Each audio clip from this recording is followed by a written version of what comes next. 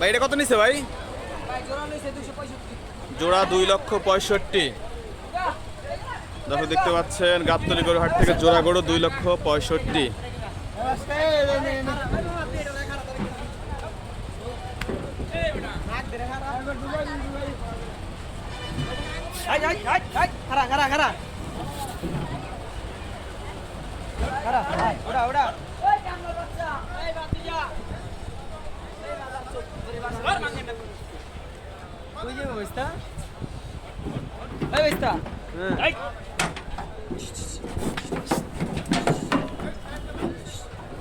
দুই লক্ষ 65,000 টাকার জোড়া গরু চলে যাচ্ছে গাবতলী হাট থেকে।